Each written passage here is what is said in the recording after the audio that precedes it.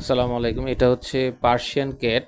তো এইটা আমার কফিলে এটাকে লালন পালন করে। তো এটাকে দুই বেলা হচ্ছে ইলিশের ছোট বাচ্চা মাছ খাওয়ানো হয় এবং রাতের বেলা ক্যাট ফুড খাওয়ানো হয়। তো এটাকে মাঝে মধ্যে বিশেষ করে যখন ময়লা টলায় শুয়ে পড়ে তখন এটাকে ভালো করে ধুলাই করতে হয় এবং হচ্ছে ইংলিশ উকুননাশক যে একটা শ্যাম্পু রয়েছে এটা দিয়ে ধুলাই করলে তাহলে আপনার উকুন টুকুন থাকলেও কিন্তু চলে যায়।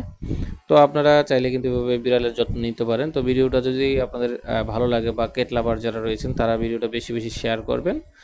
আর হচ্ছে যদি আমার ইউটিউব চ্যানেল থেকে দেখে থাকেন তাহলে সাবস্ক্রাইব করবেন এবং ফেসবুক থেকে দেখলে ফলো দিতে ভুলবেন না।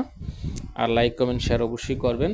আর হচ্ছে এটাকে গোসলের পরে কিন্তু শুকনা ন্যাকড়া দিয়ে কিন্তু ভালো করে হাত পা মুছে যাতে করে সর্দি না লাগে।